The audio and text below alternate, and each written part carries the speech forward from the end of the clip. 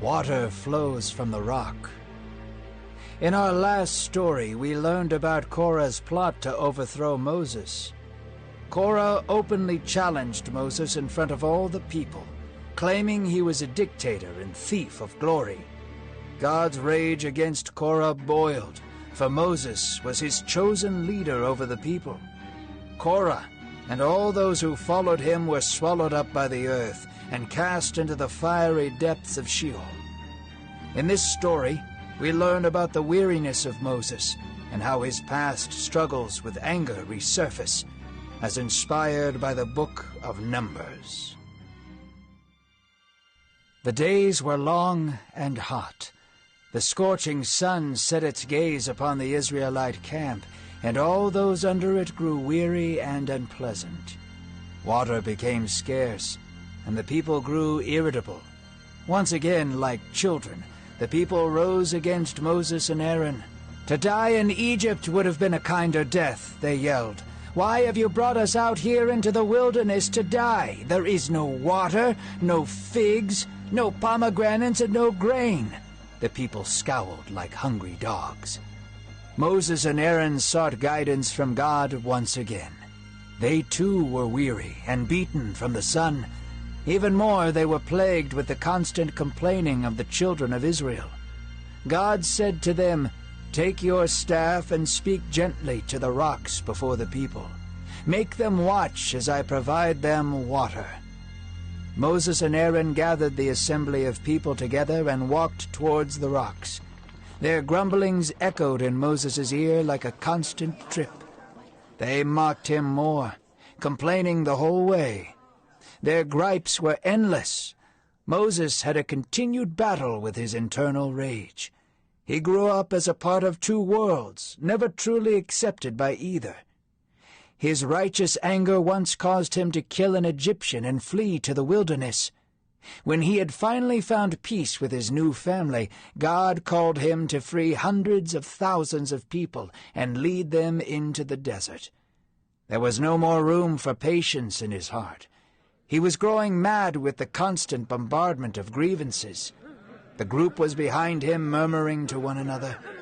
Finally, in madness, he turned around to the people and yelled, "Hear me, you insolent children! You want water so bad?" And immediately Moses struck the rock with his staff, beating it twice, and water came spilling out for everyone to drink. It was an unsatisfying outburst. The people ignored Moses' pain and went straight to the water to drink. They passed him, smiling and cheering. Not one of them said thank you, but the Lord took notice. "You did not believe me," God said. "I told you to speak gently to the rock, but you struck it violently. Your anger will keep you from seeing the promised land."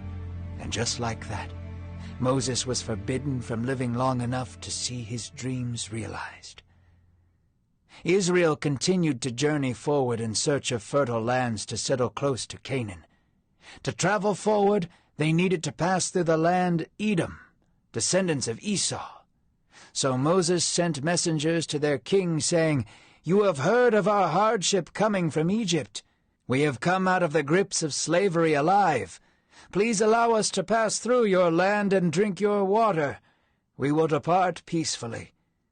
The king, hearing the message from Moses, replied, "If you take one step into my land, I will put a sword through you." They begged him, offering to pay for entry and pass on foot. The king spat onto the ground and pointed his spears at the messengers. "You shall do no such thing." And he gathered his men and rode towards Israel with force. They galloped towards the outskirts of their city and made their claim of ownership over the land. They were great and mighty in numbers, so the people of Israel fled from them. The detour added weeks to their journey. The people of Israel dragged their feet through sand and stone towards Mount Hor, which overlooked the promised land.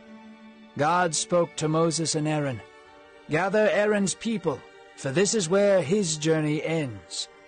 So they took Aaron to the peak of Mount Hor to overlook the land flowing with milk and honey. Moses took Eleazar, Aaron's son, with them. Eleazar carried his father up the mountain, for Aaron was old and on the brink of death. Moses stripped Aaron of his priestly clothes and put them on Eleazar. The three of them sat there for a while, watching the sun set over the land. Everything shimmered like gold under the descending sunlight. There, beside his brother and son, Aaron breathed his last breath. The people of Israel mourned his death for 30 days after.